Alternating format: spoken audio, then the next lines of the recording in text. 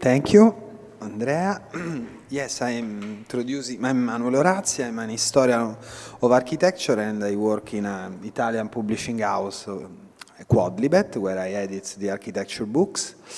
I had the pleasure to meet Stephan Petermann some years ago for work, but this is also a beautiful coincidence because Stephan is studying since at least 3 years, maybe more, the issue of office.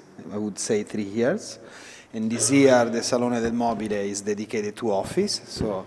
But also there is the coincidence of Paolo, who worked at Caracini, who worked at OMA for so many years, like Stephan is regularly working for OMA. But the thing that I like the most, apart the friendship and interest and relationship, is this experimentation. I mean, this is, I think, a very rare case of experimentation in architecture, because this idea to invite other studios, working studios, which is something very common in Paris, for example. When I went in Paris by friends like Lan, Umberto Napolitano, they regularly invite colleagues who have a studio that they like, their work, to present their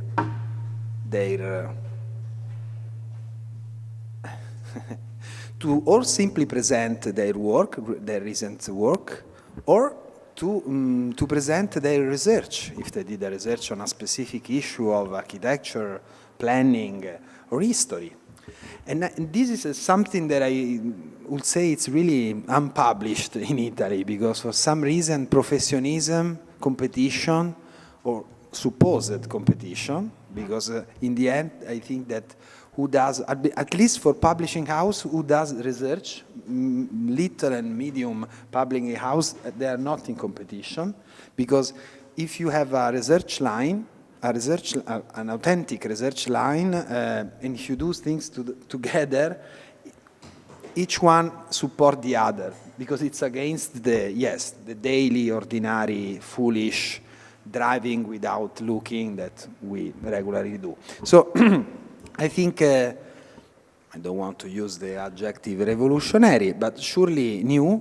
I hope this could become a costume and a mental habit also of interact. I'm so happy that my friend Nicola Russi of Laboratorio Permanente is here, for example, and Vittoria Capitanucci. They are, yes, of course, from university, but for example, I do think that a program like this of people very different, historian, architects, yes, people with different, it would be very difficult to organize a program like this in university, just because in university you have other urgencies also of daily work, like in the professional studios, following supposed untouchable lines of daily work. So I'm really very glad to be part of this program.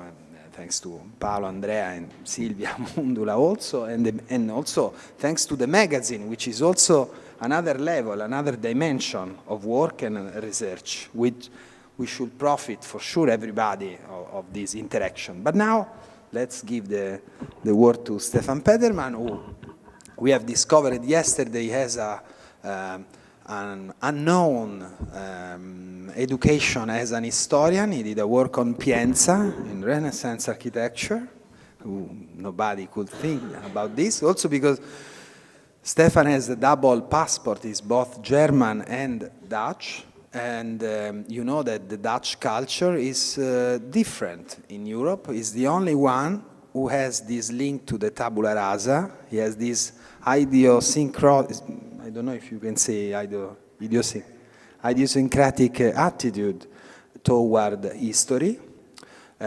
Also because they stole the land to the sea. So tabula rasa, it's also a mental habit. It comes from an effective work and unique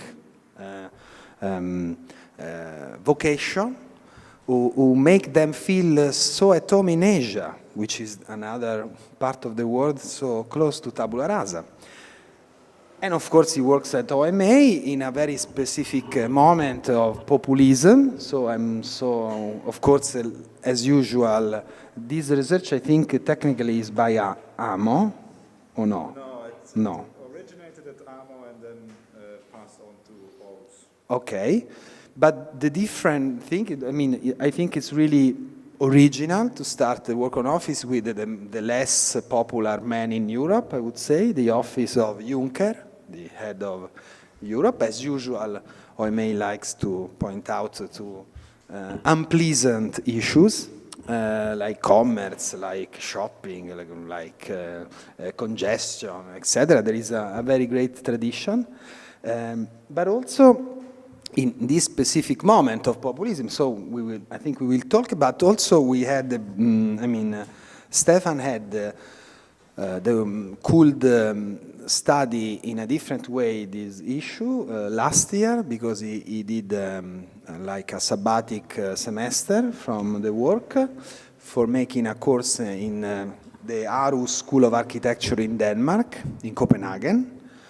So he could look, he has this rare occasion to look at the same issue, both as for his work in a professional studio, even if in a research unit, and in an academic context, which is another point of view for what I know. And as I am a small teacher too, I have to say that the same issue, the same way, if you look to an architect or some architecture in the university or in a publishing house, it's completely different what you are looking to. And only in this way you understand why, for example, so often I am not interested to the proposal of academic professor, because it's really a point of view different. And I'm not saying words. And it's really different because you are looking for teaching, for education. It's another point of view if you are looking for publishing, or if you are looking for research on how to handle an issue so universal and global, like offices are, and so historical. So I let gladly the voice to Stephan Petermann, and then maybe I think it will be nice at the end to open a discussion with you.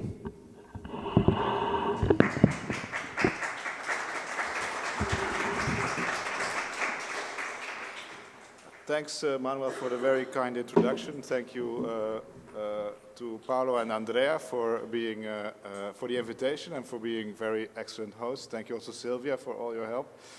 I have a presentation which is a reflection a bit on the history and the future of the workspace. And I have a small montage which I hopefully can show, which is in 1 minute already, the history of the office, so that we can have that off the table. It's a bit of a collage.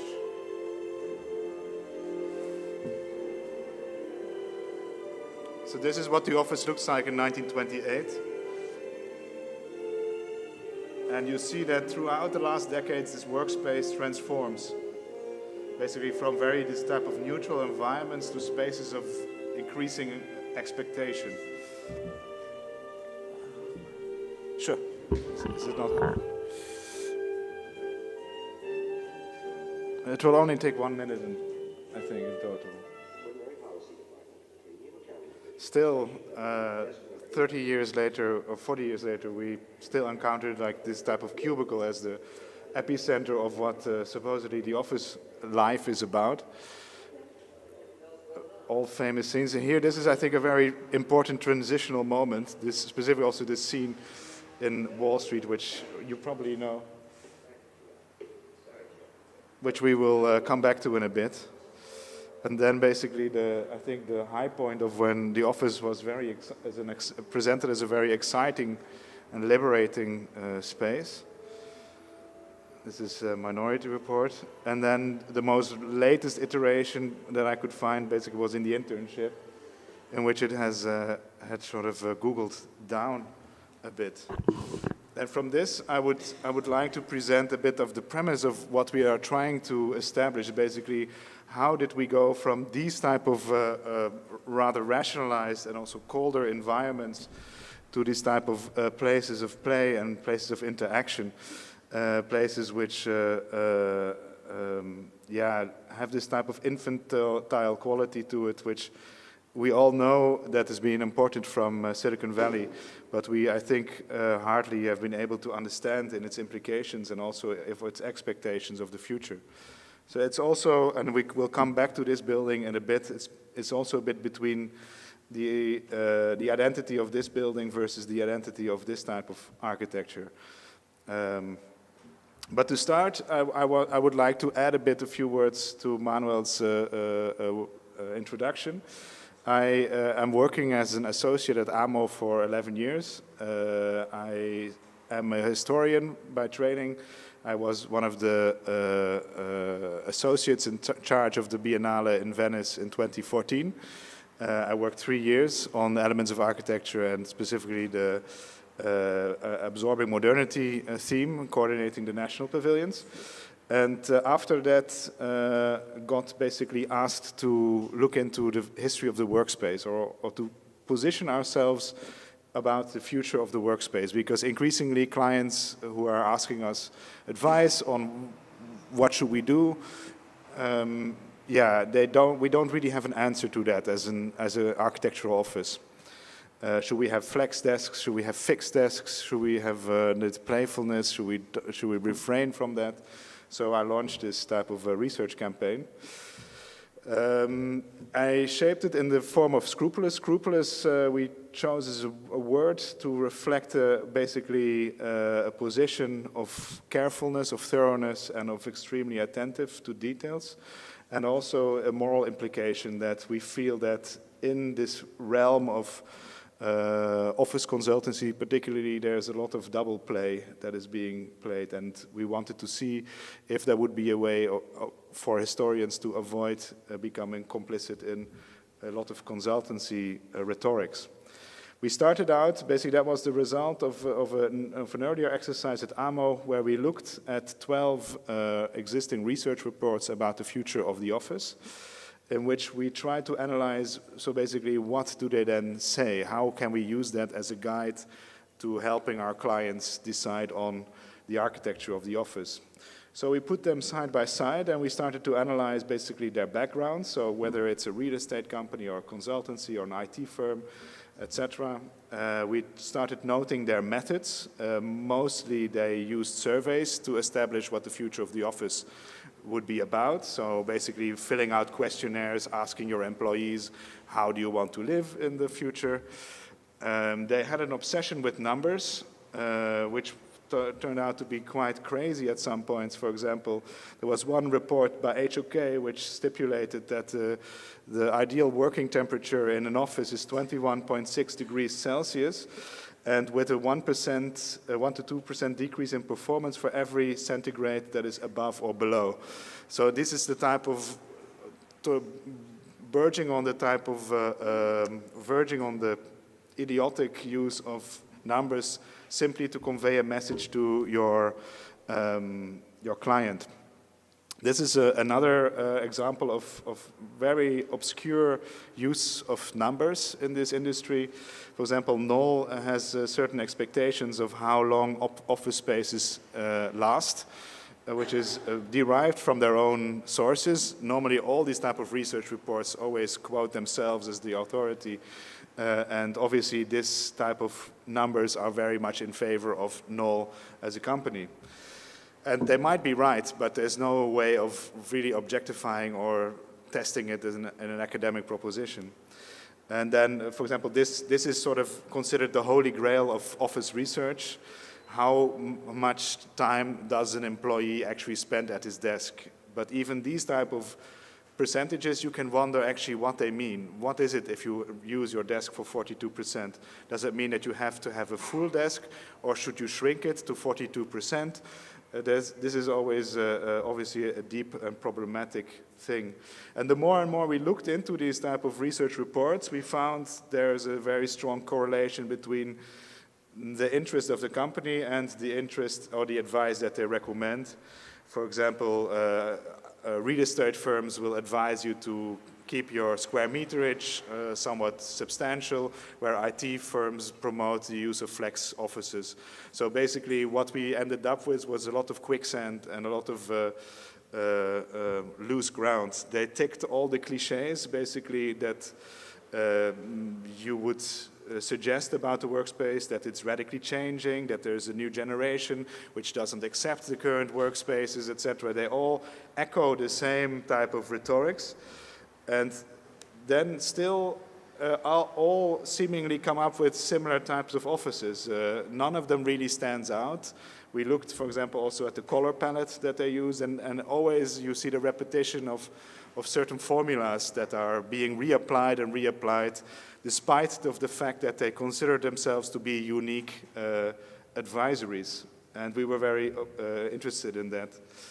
As a historian, I was quite quickly drawn to the fact that none of them use history as a resource. There's the occasional mention of one or two projects of, let's say, the beginning of modernity in terms of Frank Lloyd Wright architecture, perhaps, at most. But most of them really consider the past as legacy, the past as something that you just, it's there, but let's forget about it. And let's, with the future, we have to look at the future. And I was obviously irritated by that.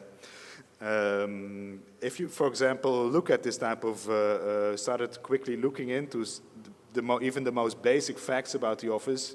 For example, if you compare the Neufert, the guide to architecture from the 1930s, to the contemporary version, you will see that the average desk has increased with 4 centimeters in 70 years' time. So that actually, if you look at things like stability or change, then actually it's quite, a desk is still practically the same size. It's increased for 4 centimeters, so perhaps in 70 years' time, our desks will be 164 at most, but we cannot call that radical change. A similar type of thing that occurred in if you look at typologies of architecture, you see 70 years later still basically the same repertoire of buildings and building forms that dictate at least the standards guides of office construction. During my sabbatical and my guest professorship in Aarhus, I got the opportunity to found a small consultancy firm together with 200 master students for 2 weeks, where we used the opportunity to actually have 200 people, smart people, for 2 weeks as sort of a way to really do a lot of work and collective work on the history of the office. The core values are structure, freedom, transparency, ambition, and result. And basically, because we had only 2 weeks' time, we had a very, very strict organization, where basically myself and Ruth Baumeister, who's my colleague in this, defined 10 different themes, 10 different chapters. I don't know if they're readable from the back, but we'll pass through some of them. And we added basically the students as staff on our project. And within that, each very strictly organized ambition, they had a very clear contract and they had a very clear target of what they should do in 2 weeks' time. So everybody got a completely specified pre-order. For example, we had 10 departments. The first one is the creative spaces. The second one is tools. The third one is research about CEOs. Then we had office codes, lounges, plans and section aging, and office movies and statistics.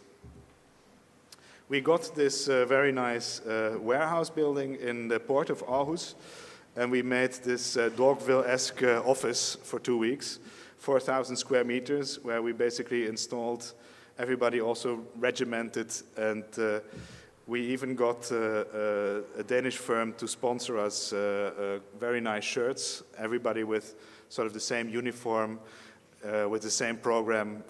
You work from 9 to 5, you have exactly clear what you have to do during the day, and afterwards, after 5 o'clock, you have party time, and we organize all kinds of events and entertainment for the staff. So it also reflected back on the model of being a sort of very, very extremely boring conventional company while doing hopefully very exciting work. I will go through a couple of the departments. So you have to think that around 40 or 20 between 20 and 40 students enclosed one department. And this was the Creative Spaces department, which we basically asked to look at this myth. Basically, this is a garage. Does anybody know the garage? It's the birthplace of Silicon Valley. It's the place where Hewlett-Packard supposedly invented the idea of Silicon Valley. It's a garage from 1937, and it's also hallmarked as being a protected piece of American heritage. And we started looking into it. Okay, so how long was this space actually used? What did they do in this exact space? And that became quite quickly clear when you started to read in the biographies of Hewlett and Packard that actually that space was only used for around 9 months. And they didn't actually do significant work in it. They used it a bit now and then, but actually the building that they did use was this building, which was somewhere a bit down the road in Palo Alto, where actually the majority of the company, partially through the also crisis of the Second World War, was run. So this type of myth that Silicon Valley started in a garage was immediately already much more complex than was suggested. So what we did is basically we expanded that field with around 40 different inventions which are important to mankind and which stretch from different types of disciplines, from technology to economy to art to politics to movies, etc., and to really try to find these places where actual invention takes place. I will just show a few. These are the ones that we found, and by now we have a bit more. For example, we were trying to find a space where modern government was invented. This is the house of the chateau of the Baron of Montesquieu, which has a very nice description as a type of palace. He spent, I think, 20 years of his life in quiet isolation writing the Esprit de la Loi from this castle. So you could also call this a very creative space. Some were very surprising. For example, the space where credit default swaps were invented was this resort in close to Miami. A bit like now Trump has also his court in Florida, so it becomes like an evil creativity hub, you could almost say. So the beauty of the resort versus the toxicity that is embedded in the invention was at least inspiring. This is the place where efficiency was invented by Taylor, so Frederick Winslow Taylor, and he worked. One of the greatest examples that I found, we were looking into Fellini, and obviously Cinecittà plays an enormous role in the invention and in his oeuvre and how he was a creative being. So instead of the garage as a myth, I would rather say Cinecittà was a much more inspiring architecture for creativity. This is the space where Star Wars was invented, which was also quite a funny place, or the Concorde. I have a lot of them, and we're compiling this in a book. So at one point you will get to see them all. Also, the only piece of real architecture where a creative invention was found, at least so far, was Amazon, where Jeff Bezos was in a building that was designed by Stephen Hall. So that was the only clear architectural reference that I was able to find. So also if you think about this idea of the flex desk and the permanent desk, you see both occurring. For example, these are, of course, two very, this is one example of a very fixed desk. This is the Freud's room, which is obviously very famous, which also enclosed the collection mostly of statues. So also non-directly work-related elements in your room can also stimulate your creativity, but also sometimes very organized spaces like the space where Darwin worked. So if we've been we're a bit in the middle of this process of doing this research, so you have to bear with me a bit. But when you look at, if you try to make now a larger analysis of what you can learn from it, is that obviously you see a recurrence of the cheapness. That cheapness is a promoter of creativity. But at the same time, you find sometimes really expensive spaces function as a creative hub just the same. Maybe the ratio is a bit different, but there's no guarantee that cheapness will bring you creativity. You see that discomfort at some stage is quite important, or can be considered important, which is a bit counterintuitive perhaps to what the profession of architecture has to offer, where we are largely adding comfort and removing discomfort, but actually you could try to think perhaps also of strategies of enabling discomfort to help you. One thing that was very clear is that we found no foosball tables and only one beanbag in the entire collection so far. A second department is aging. Aging looks basically at the notion that every revolution had already a revolution before it. So it's part of the ritual of being a consultant that you dismiss the previous revolution as quickly as possible to announce your own next revolution. So what we did is we tried to look at some previous revolutions and to see what is left of them. Basically, we selected a number of buildings which were once earmarked as revolutionary, mostly from also quite famed architects, ranging from Mies to Marcel Breuer, Maaskant, Eero Saarinen, and so others. And we tried to find out what is there still now of them. We wanted to see how the metabolism basically of the building performed in this period. One of the projects I had the pleasure of actually visiting already earlier was what is now known as the Bertelsmann building. It was totally revolutionary. I think perhaps most of you know this floor plan. It's very famous. In all the history books that you read about the office, you will find this floor plan because it's a very experimental office which eradicates the partition wall to a large extent to enable a very large floor plate. This is always the picture that you get when you have this history book. This is basically this type of seemingly unorganized chaos of desks and of spaces. If you actually look into more detail, you'll find out that it's not random. It's highly rationalized, and it comes together at the same point with cybernetics and an interest in network theory, where there is actually within this type of chaos, there is actually a very strict order where sort of flows of office processes are followed and desks are oriented towards colleagues that you will have to collaborate with. And so it's actually a very advanced floor plan, which was also very complex to manage. And the other reason why this is a very revolutionary office is the introduction of this Coke bottle that you find here. It was the first appearance of leisure in the workspace. You could simply go to the canteen and pick for free a bottle of Coke, which was very unusual, specifically in Germany in the 1960s, and which now obviously the Facebook and Google are the end result basically of that thing. So we wondered, and all these books always give you these two pictures, but nobody actually describes the building that they're in or describes actually what happened to the building.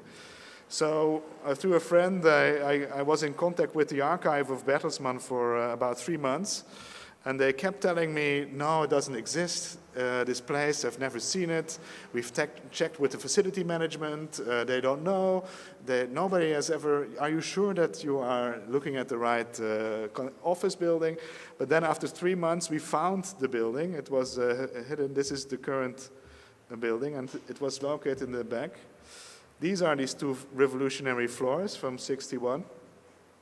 And it was quite dramatically clear why they could not find it or explain to us, but because this is what it looks like now. So it went from this to this. So it's quite, it was quite a shock. And starting from that, we started a smaller research effort into understanding a bit how the hell does something that is so revolutionary end up as the most generic office design that you can ever imagine. I mean, every carpet tile was exactly ISO standard, and partition walls were 80 centimeter standard partition modules, etc. So what was super revolutionary 40 years later, 50 years later is totally gone. So we tried to reconstruct a bit of this narrative. It was not so easy because the archives for that are basically with the company. So we worked with Bertelsmann to uncover parts, even to the extent that we found really touching letters of the CEO of the company who in '64, so 3 years after the completion, went embedded on the floor for 2 weeks to see actually what people were complaining about. And he wrote a 6-page beautiful memo of all the elements that were wrong on this floor and that were just not working. But at the same time, it was his idea to introduce this revolution. And he did not want to abandon it, so he really did an effort into trying to fix it. But alas, it did not come. We identified 3 major renovations in the building which led to this disaster. Most of them had to do with changing fire regulations, for example. Also, daylight admittance was a problem, so they added these type of courtyards where it used to be a very big connected floor. They inserted in the 1980s these type of partitions, and this is what the office life looks now. It's relatively pleasant. People have a relatively big desk, but at the same time, of revolution, there is very little left. So the only thing that we found that was actually left, apart from the concrete structure, was this elevator, which was still original from 1961. So, and now, I will not bore you with too many other versions of this. We are trying to make a map of more of these type of buildings. I will quickly browse through them. This one is also quite spectacular. It's a SOM building, which looks like this now. This is a Breuer building, which has still some features. But in general, you see basically a lot of decay if you run through this series. This is a building by Mies for Bacardi, which got plastered in red. But apart from that, this is the current picture. This is what it looked like. So it still emanates quite a lot of the quality. So what we are analyzing now with the group in Aarhus is what are the qualities that survive in this architecture and what is very easy to be lost. To be able to really also offer clients a perspective of, okay, if you invest in these and these and these parts, you can guarantee that they will survive at least for 40 years. And to give them advice basically on how to create an architecture that is residual also over time, because I think that is often lost. And I think specifically architecture historians should be the ones who could help fill that gap of knowledge. Very quickly, I'm probably speaking already a bit long. Obviously, Hollywood has been probably far more successful in changing our ideas and our scenography basically of offices. So we have one department who looked at 200 office movies and started to analyze them. And this is one of my personal favorites from the 80s, where you have this juxtaposition between Gordon Gekko, the successful but corrupt Wall Street tycoon, who has this enormous, luxurious double-height space with Miro paintings and Asian sculpture. And it's always contrasted with this total absence of this total mediocrity. And actually, I think the interesting premise of the movie was either you are a morally correct servant living in mediocre conditions, or you are a corrupt guy and you have to embrace the luxurious and beautiful aesthetics of Gordon Gekko. So basically it gave you no alternative than to choose for two evils. And I think my personal conviction is that it might have initiated also part of the found space obsession which we currently have, where we are unable to articulate basically also what luxury could be like in a very positive and uncorrupt way, perhaps. Yeah, I specifically love this detail that there is this crack in the ceiling, even of the mediocre office. This is a department called Plans and Sections, which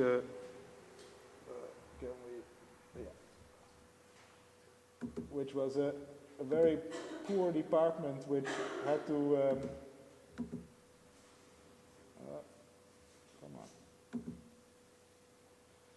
had to scan simply floor plans from magazines the entire week to see actually if this stereotypical idea that the floor plan changes from a single cell office to basically a broader open office and then to shrink again to a mixed use, if that is actually historically correct, if you just only look at the floor plans which were published in all the magazines, to actually try to objectify and to expand the range of floor plans which we think are relevant when talking about the history.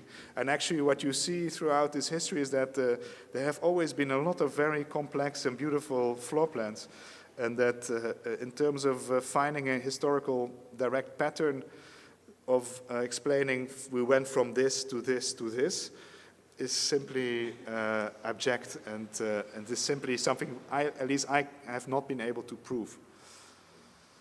Yeah, this just goes on. Yeah, we have a collection of 500 of these floor plans by now, so I will not bore you too much with that. This is a department who looked at building codes and basically tried to make a cross-cultural comparison between what basically an office means in different parts of the world.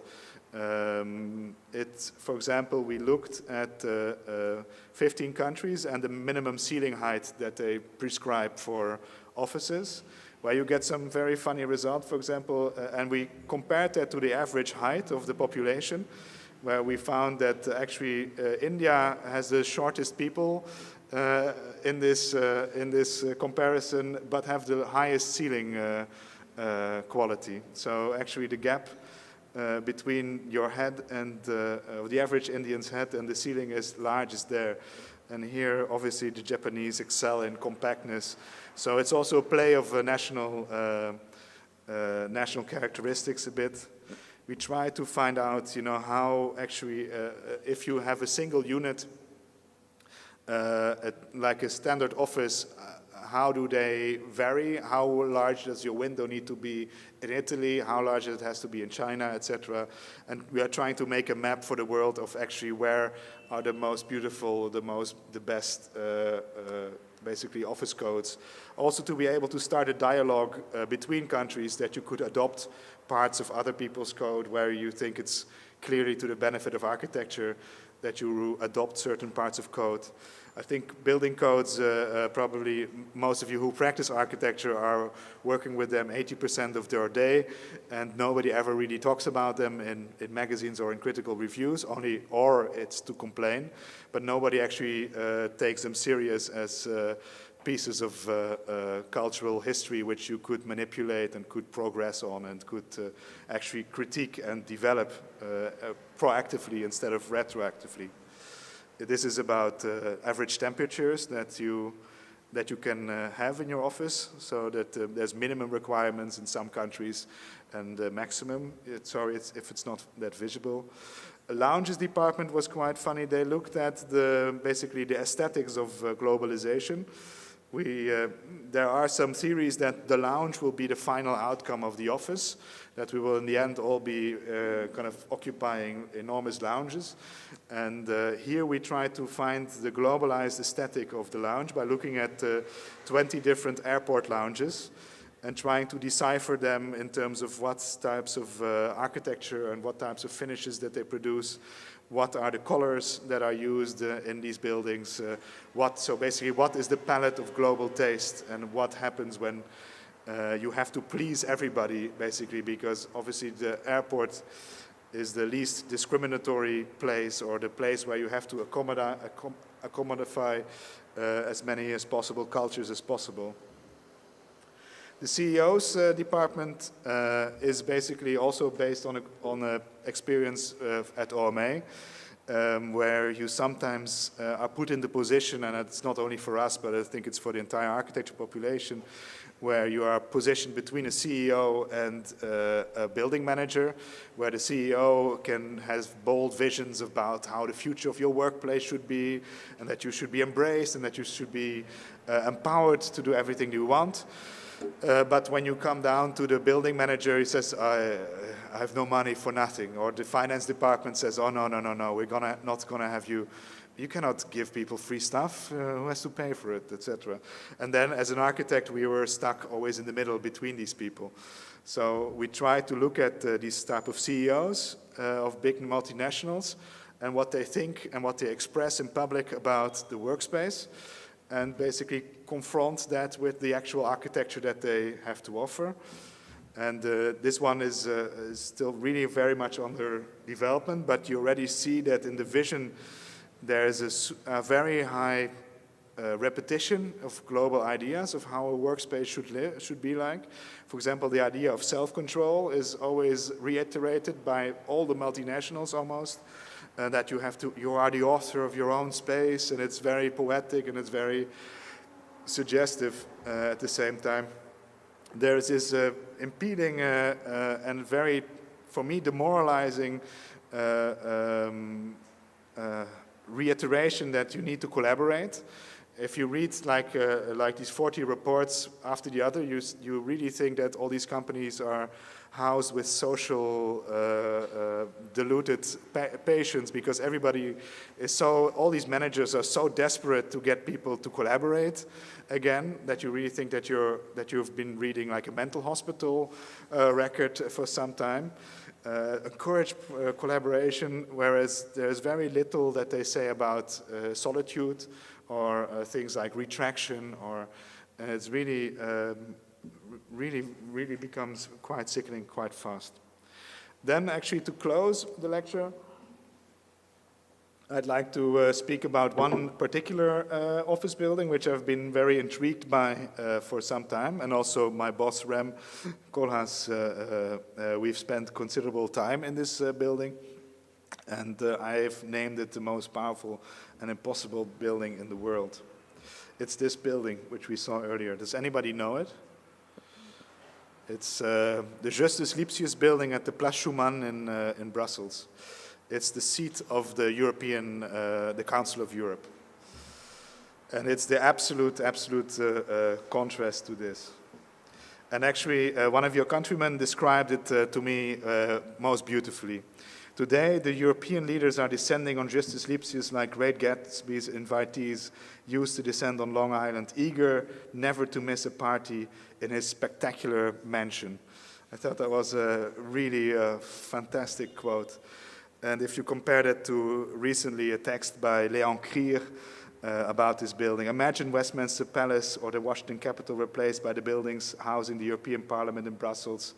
The latter are so insignificant that hardly a voter can form an image of the structures that represent the continent's prime political institutions.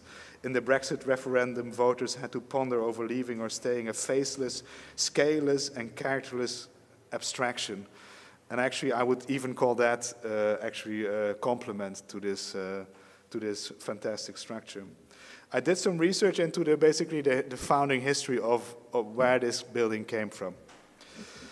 It obviously started with, well, you know it last week. Obviously, it's the celebration of the Treaty of Rome, the establishment of this union, and immediately the arising notion that there is a bureaucratic consequence of this treaty. Somewhere you have to put now newly formed bureaucracy together. You have to find spaces. So you have to point at a place where they can stay. And there was a competition, and 10 cities competed to become sort of the capital of Europe. In the end, obviously, like most of the European history, nobody won. There were also some people from Italy, or some, I think Torino tried to become the capital of Europe. And maybe even Milan also tried to do that. But obviously, quite quickly, it became clear that you could not really do that, house it in France, neither could you do it in Germany, because they are both the big two. Holland was never really considered as an option either, although they tried. Amsterdam, I think, tried. Luxembourg was high on the list, but Belgium had very good cards because it's the fault line of, represented the fault line of Europe. I don't think the Italian cities were unfortunately ever really considered to be serious contenders. The Belgians were also very clever because they, together with the king, King Baudouin, they promoted Brussels as the capital of Europe, even to the extent that they appointed a district in Brussels where this could be done. It was this district a bit in the north, near Rue de la Loi. It was a very common place, not very specific. And the clever thing that the Belgians did was that they realized that the EU would be an institution who could never really decide on something unilaterally or with unanimity. So they said, while you are working out what you're doing, we will already start doing the construction, and if at the end you decide for a different city, it's no problem. You don't have to take the buildings that we are planning. So it was a very interesting speculative construction towards from the Belgian side, which was, I think, quite brilliant. So quite quickly they started adapting this site. This is the site for the Justus Lipsius building, which would be the main residence of the Council of Europe, which represents the national leaders. But it was at the same time a very complicated site because of infrastructural works and also this type of hand-wringing with the EU, whether they would now be interested or not on how to approach it. And there was also a lot of civil protest. I think one of the important things that the leaders of Europe at least decided in the 1960s was that it was super urgent that this building should be done very quickly. So ideally within 5 to 10 years after the signing of the Treaty of Rome, should Europe have a council building. So we are already now almost 10 years in this timeline. We are already 10 years later, and still it's been very difficult. 5 years later, there is still debate on the siting. And then finally, around 1978, they settle on this plot of land near the Schumann Place. By that time, obviously, also the EU itself is already growing. So also in terms of the stability of the building program itself, it has always been this harmonica of complexity, of adding countries or shrinking size and adding size. But we are now in 1979, and there's finally a grounds to start working. We're already now 22 years after the signing of the Treaty of Rome. A competition is launched in 1979, a competition because of the urgency that they really, really wanted to have this building very fast, not to architects, but to contractors, which was a very important decision, I think. And if you try to find like where is the symbolism or where is this type of political articulation in the program, you only find one small mention in the brief, and that there should be like this very small accent to show that there is the leadership at one part of the building, and the second part should be basically evaporating in the surroundings. That was the bureaucratic. Oh, Manuel, we have only 10%. Sorry, I get this message that our battery is dying.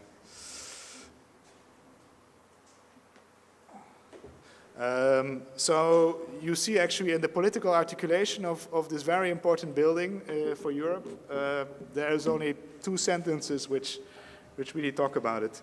Instead, what you find in this document is an endless array of this type of flowcharts, basically stipulating all the protocol that has to be embedded in the construction of the European Union. This is just one showing basically how parties should be organized, but this is another one explaining how also groups within groups could function, etc.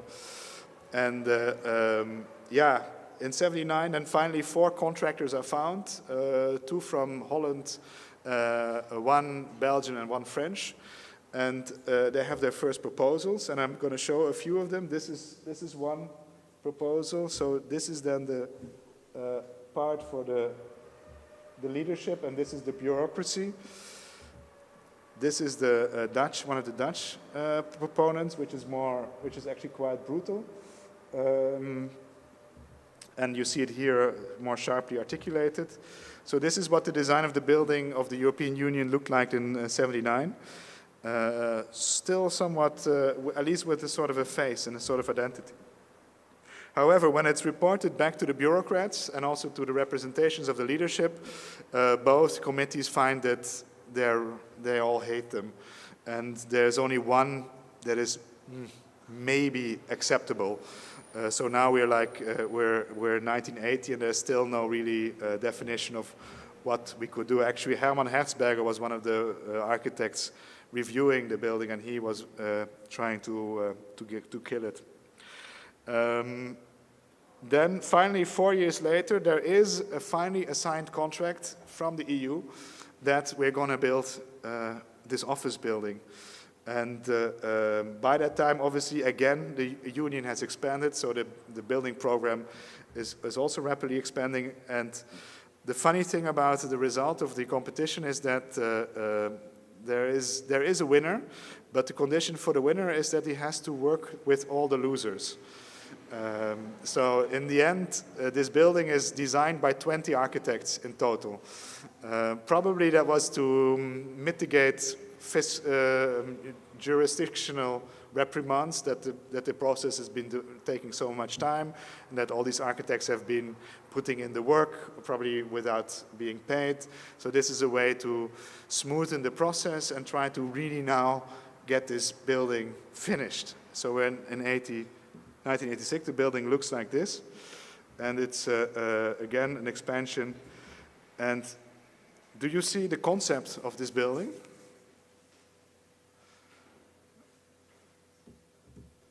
It's an E. You have to. Last time I showed this project, there was somebody who actually found it. There's an E for Europe. Yeah, you have to look very carefully, but it's there. And this is also basically the only really symbolic representation that he, in the end, allow. Immediately there's jokes about the building, that it's an E that will crush you, and that is basically, this is the new Berlia monster that's gonna kill all the bureaucrats. And again, but construction starts, and then in 1995, finally this building is there, and it's at least there's something there. And as I said, and in the end, this is the entire design. So it's what's also in the backside, which used to kind of flow into the rest of the area, is now a super mega block. Also because of the fact that it now has 200,000 square meters, and it's one of the largest buildings basically in Brussels. And it has about 7 kilometers of corridors. Now, actually, we had the pleasure, I worked with Rem on a project for an EU reflection group, and we had the pleasure of being in this building a lot. And it was always funny when you would meet bureaucrats and people from the commission, etc. And together with Rem, they would first spend 3 minutes apologizing about the inferior quality that you present to the master architect. And Rem was always like, it's okay. We enjoy this. It's also fun for us. We want to see how you live and how you work, because we can also appreciate it. Somehow this building, you actually have all seen it multiple times. Probably even this month you've seen it in TV. But it's very difficult to really remember somehow. This is a scene, for example, which you always get in the news. The officials always arriving, and you see in the background, you see part of the building. Or like in an average newscast with Merkel, you would always find this building in the back. In the center hall, in the atrium, there is a very fun exercise every half year with the changing presidencies, that there is an art installation. This one was a quite poor one, but this one was the most exciting one by the Czech presidency, who made stereotypes of all the countries in Europe. For example, Italy is depicted as only soccer-playing mafiosa, and I think Poland complained because they were a pissing gutter for Germany. It was the most brutal thing I think the EU ever presented. Now, if you get into this building, basically it starts to become a maze quite quickly. It's basically a lot of this. So if you, I don't know, if your national politicians probably also complain about the golden facilities of the EU and the bureaucrats who are all bathing in luxurious lifestyles, then at least have pity for them that this is the average reality.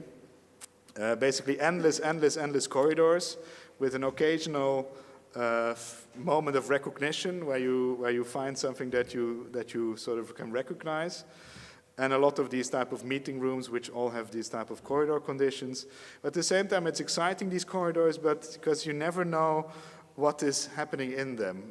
You could be staring at the lousy office of a very traditional bureaucrat, like my friend who is the speechwriter of Herman van Rompuy, or in the next room there could be a delegation of high-level meetings and really the top decisions are being made in the same corridor, and you never really know. And when you're in this building, you feel this tension, and you feel that you've been inserted into this bureaucratic machine of power and tension, and the total House of Cards effect encroaches basically on you while consuming this type of mediocrity.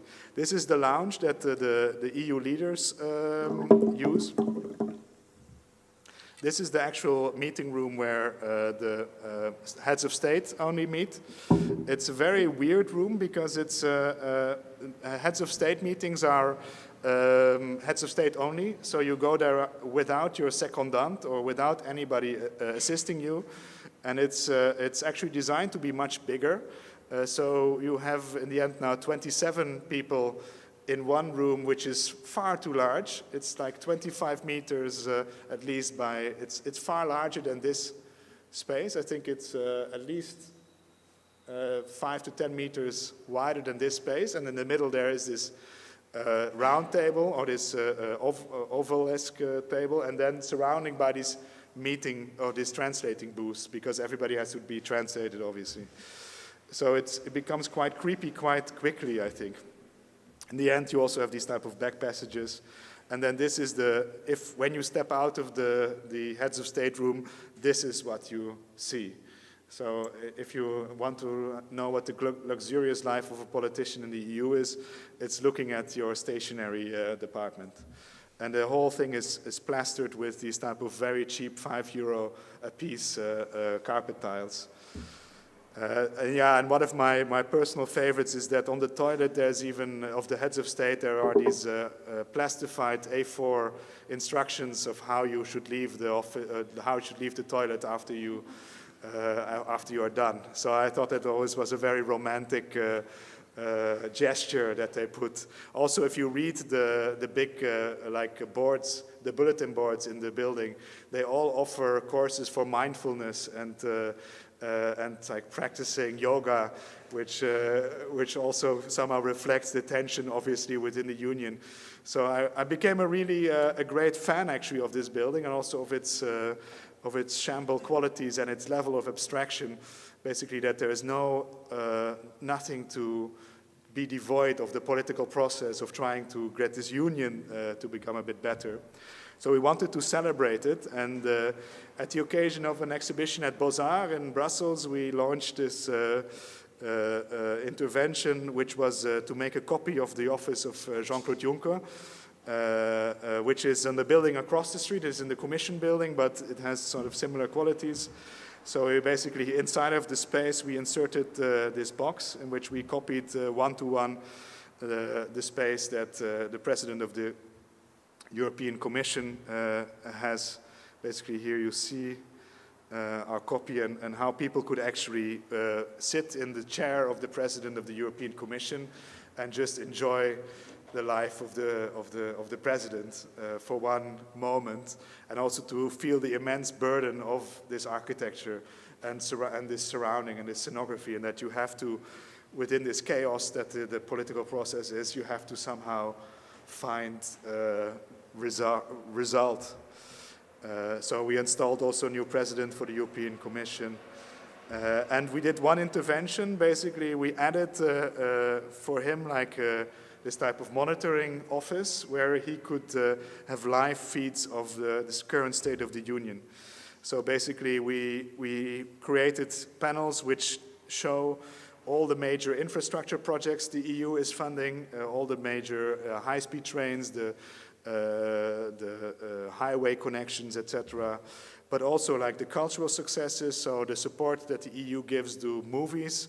For example, these are all the prize-winning movies that were supported by the European Commission, which never really get recognized as being also a product of European support. The progress that is being made on, for example, the Horizon 2020 program.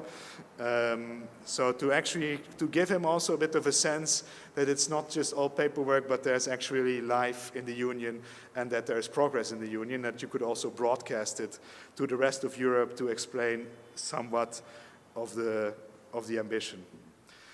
So that's my story a bit. I would like to end with some free consulting tips for Andrea and Paolo.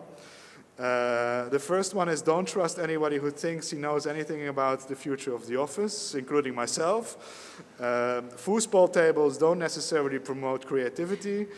Different spatial deployment strategies do. And also what I've noted in creative spaces is that friendship is a key component to creative spaces. Challenge your clients to invest in you and in your architecture and in their own architecture, and then accept, intensify, and enhance the given conditions. And then, as a historian, I say also take time, because time is always right. Thank you.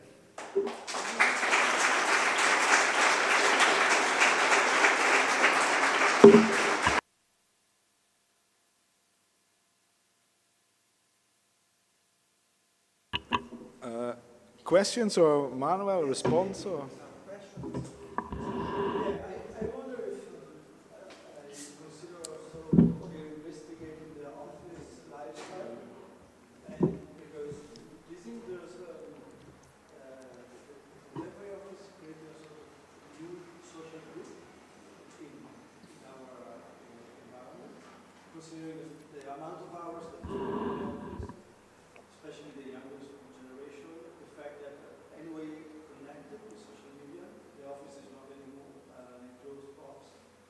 And I wonder if there's a new office lifestyle or not. I think it's yes, the answer, and I think it's more, it has dramatically shifted.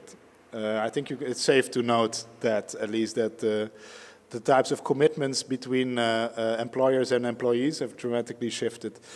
I haven't done specific research into the conditions, but I did visit some of the Google offices and Facebook offices in Mountain View and Palo Alto, and there this level of encroachment, also of confinement, basically into these campus bubbles is very dramatic. At least also, at least there you see the downsides of what this type of new relationship between an employer and employee becomes quite problematic, perhaps. But I think there's positive ways.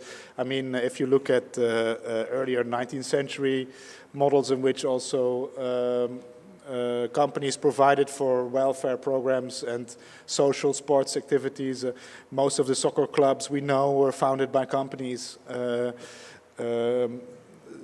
There's various ways, I think, in ways that you can organize this type of social design of office life, and not only to a negative exploitation model.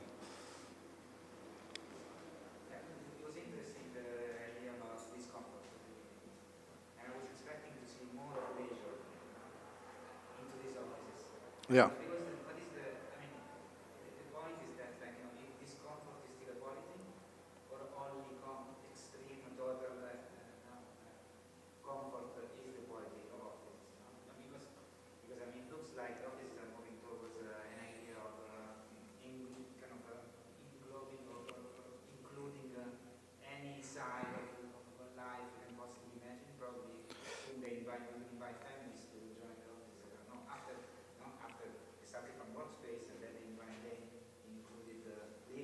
that's the opposite side of work, no? Yeah. They started from work and then into also the opposite of work, into the, so that I found interesting. Yeah, yeah. Within our own project, so with the students, we've very clearly demarcated what is work and what is leisure. Also to reestablish, to see if you can reestablish the boundary. And actually, it was all the evening activities had absolutely nothing to do with their daily routines or daily work, which I. Yeah, I think. I mean, obviously, also working at OMA, it's somewhat also of this encroaching consumption of your private space. But I think in general it would be healthy to see if you could reestablish parts of these boundaries. And also, yeah, challenging. And I think in terms of, yeah, discomfort, it's been a bit puzzling, but you see that in the last few years, I think Silicon Valley is also not producing that many breakthroughs anymore, maybe because of the abundance of foosball, that everybody's too busy playing the foosball table, that they've forgotten that they actually could also do stuff. Yeah, and instead, and yeah, exactly, to enjoy actually what you do. And you see them getting skinnier, so I think they are running away from their campuses, perhaps. Is this something that is happening? To me, I'm 30 years old, and working at home is kind of you do work at home. You start working at home. It's the one approach you have, and to me, it's kind of the solution. So I'm thinking, I've never seen. I haven't seen any house in your research, but I can tell that many friends of mine, many studios, they have. I mean, apart from the beginning, exactly where the intention. Yeah. I think the young people now start working at home because they feel like it's more appropriate for them. Somehow, I've seen also people, group of friends, renting an apartment rather than a desk. Because there's something more like, maybe it's natural thing. And I'm from Veneto, and I think Italy is kind of the same thing actually. But you see a lot of people, a lot of families, starting their own company, small companies. We house next to the place of work. It's kind of the same thing. It's so related. It's so familiar. I think most of the fashion firms family run businesses.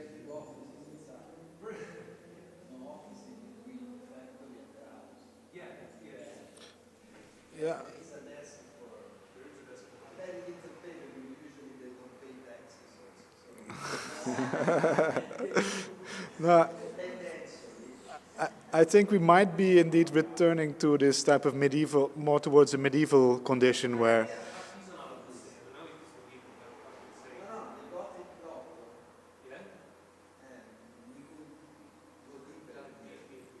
Yeah, because I mean, there's also strange that always most office history books start in the 19th century, whereas what happened before that, there were also offices before the 19th century, is easily forgotten.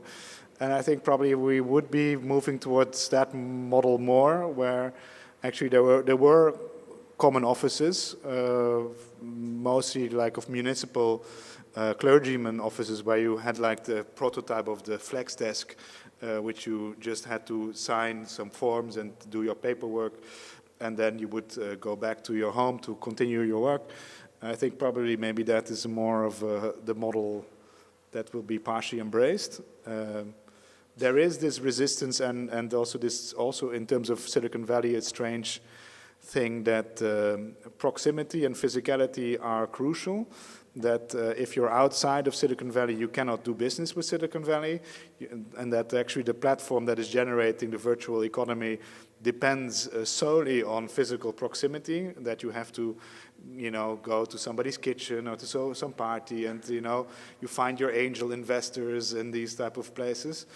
So I think there is still a very physical aspect and spatial aspect to the workspace, and perhaps still also for offices, but indeed the less perhaps defined as the rational office of the 60s. That due to that may not really appear, but still some form of proximity in spatial relationships, and I think there should be a lot of space for architects to invent actually new spatial typologies that reflect this transition.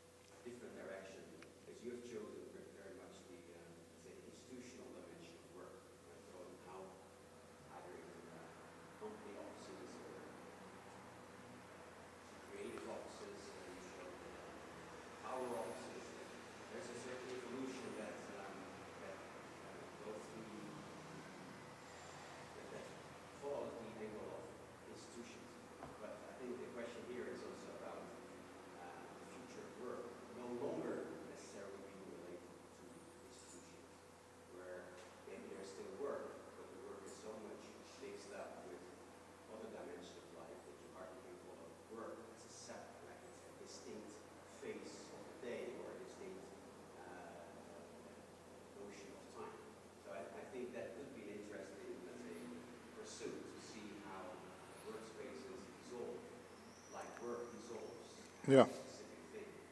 But going back to your narrative, I think it's very interesting to start with more general notions of workspaces and then the creative one and the political one, and you end up with let's say the ultimate space where power is implemented or power is exerted. And you said at some point a very interesting thing, that the design of that particular space that is so much invested by power has been designed in collaboration with the losers. Right? So it's unbelievable that, I think it's a really unbelievable observation that it's very different from what we are used to. And I think you emphasized that it's like a surprise show to see that where power is located, power is something that should be hidden, right? Yeah. But I wonder whether there is whether you could put that into something as an active, positive design strategy, rather than as an observation at hindsight, right? That's like post factum, but as something that really informs architecture practice. For the next. What does it mean to observe it? What does it mean Yeah. to design together with the losers? Because I think for Europe, it's the essence of Europe. Yeah. It's what Europe is all about. Even if there's a loser, Germany, Italy, you have to work with them, and they may come back, and you give them the opportunity to come back, like one big comeback show. Yeah. So is it possible to define almost like a manifesto, a design strategy, working with losers? Yeah. Highly interesting. Yeah, very good. No, that's definitely also the type of, let's say, advice that we would want to offer potential clients, or if we get into thinking indeed about what you can now really do with this type of knowledge, we would really like to promote this type of strategies, and not to kind of to think of, will red or green be the next brown, but to see to what extent you could stretch spatial observations and also ways of defining what a competition could be, and how you could encroach this type of stronger ambitions into already at the client stage, because I think a lot of the times now also architects are stuck with briefs that are defined by rather illiterate consultants, and if you were able to insert yourself in the narrative at the spawning of the idea of that they need a building, you probably are in a very, at this moment at least, in a more interesting position of being able to suggest these type of things. So that's definitely where we would see our work lying. So I was thinking about how much has changed.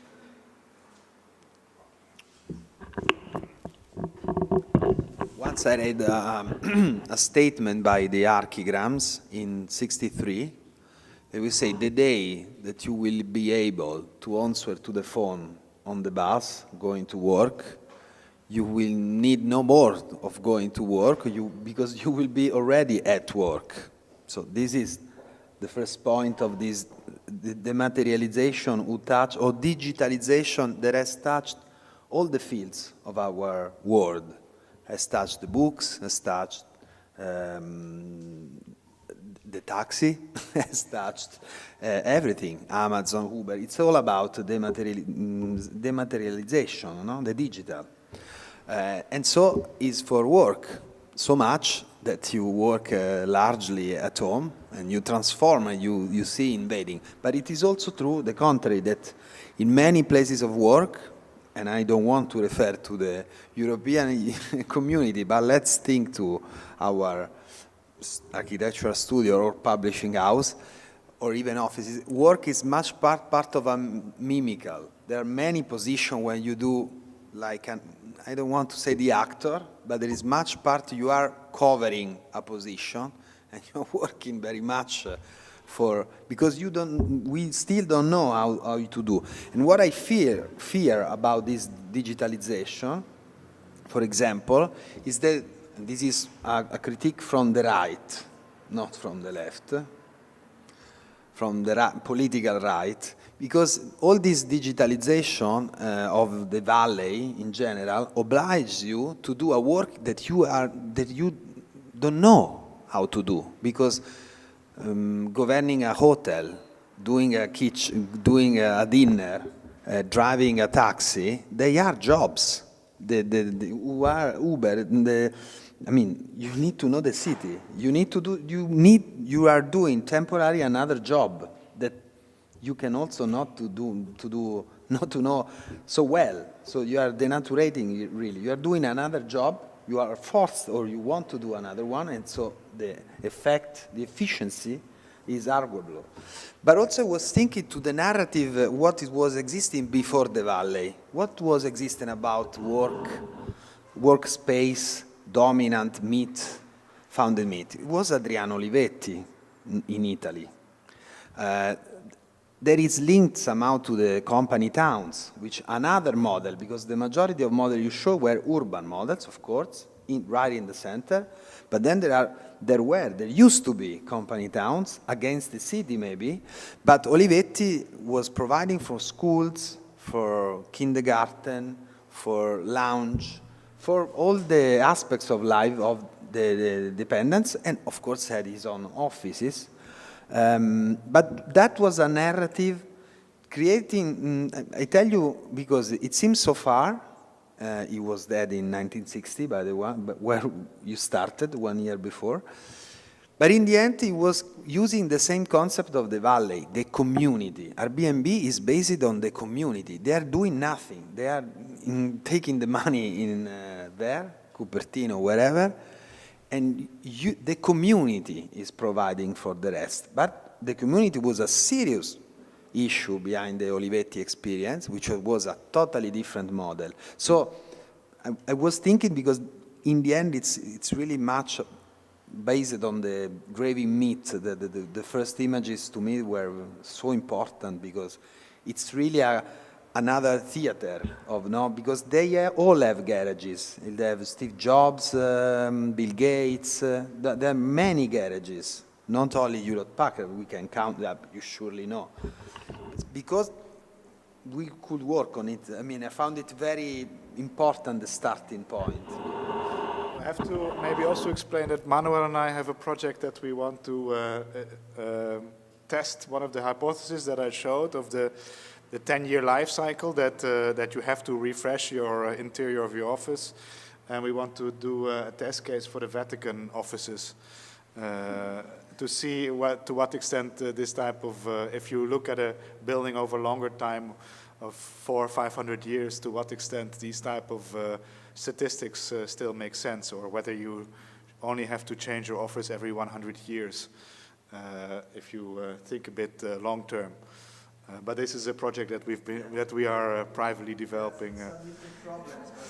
We're still, so if anybody has a good connections further, we're open for suggestions.